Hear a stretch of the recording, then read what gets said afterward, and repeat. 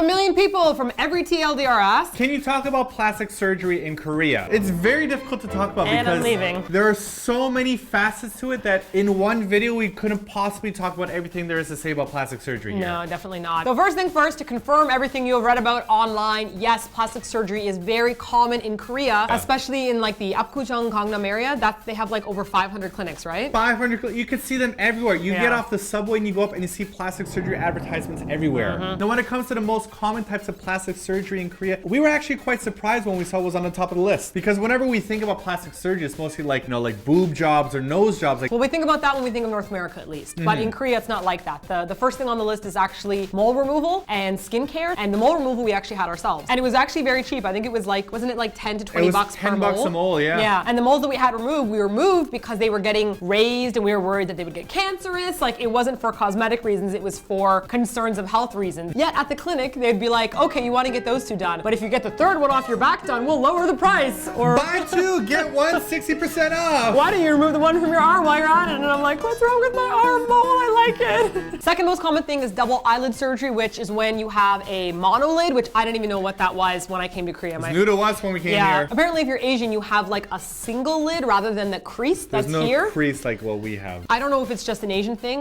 or what, but I've literally never noticed it on any race of human in my entire life until it was pointed out to me. So people have surgery to have that crease put in. There's also eye widening, in which you like slit like here to make your eyelid bigger so that your eyes actually pop out like this, more like a doll. That really makes me uncomfortable. Yep. Yeah. Third most common is nose heightening, not necessarily a full nose job, but like making the bridge of your nose higher. We also have facial contouring, in which they pretty much like shave your jawbone in order to give you the chin shape that you'd like. And supposedly the least popular one is boob jobs. But here's what we find really interesting about plastic surgery. In Korea, it's not called plastic surgery, it's called reforming surgery. The Korean phrase for it is 성형, which doesn't translate to plastic. It just means to reform something. And I think that this has really important implications because in English, if you say plastic surgery, plastic has very negative connotations. It means like fake or knockoff, Like or Barbie. or cheap or inauthentic. While here, like that mentality doesn't exist with the phrase. It sounds like it's more like I'm a butterfly and I'm going to transform in a cocoon and like come out to be beautiful. It has a lot more positive connotations to it, so it doesn't have the kind of stigma that like we have in Western culture when it comes to plastic surgery. Isn't that super nerdy of us to point out the importance of words in society? Because the language that you use forms the thoughts for you before you even actually say it out loud. It's really true because no one in North America would think plastic surgery is a positive word. I'm just saying, it sounds negative to begin with. I know. It's like me calling you fart sucker McGee. While in Korea they say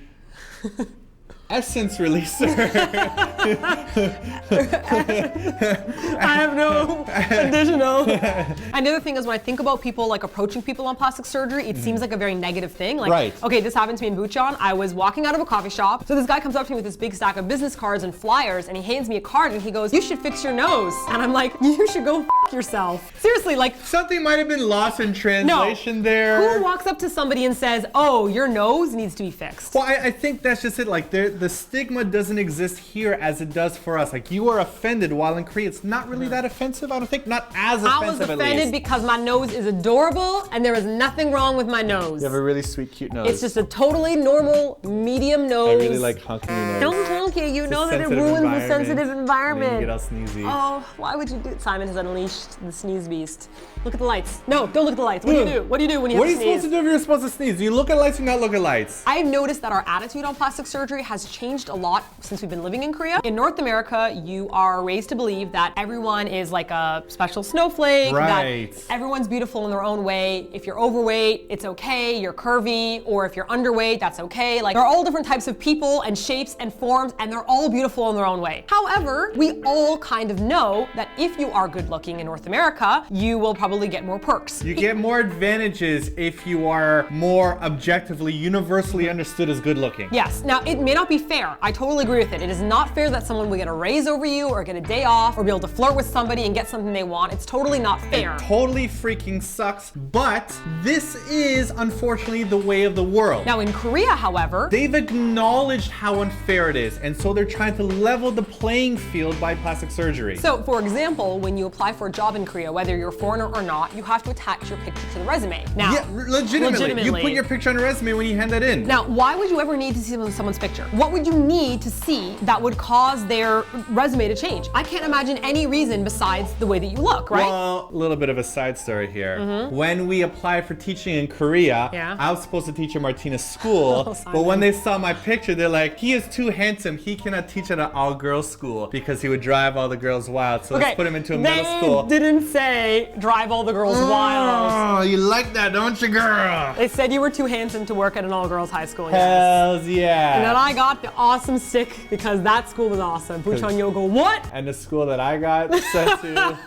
It's okay, Ducky. Your good-looking charms did not work on that school. Today for class, opens. I did not teach that way. Or did he? I didn't. Or did I? No, you probably didn't.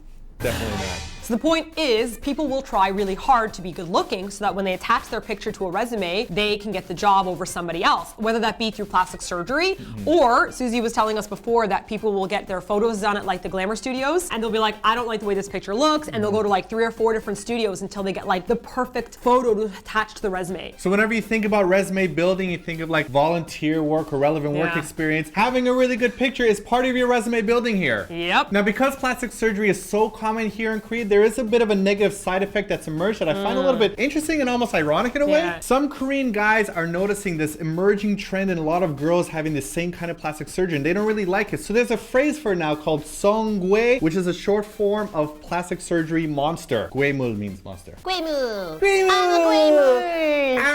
I'm gonna hurt you. Give me ice cream. Are you trying to say that Eggyozilla is a Gwemul?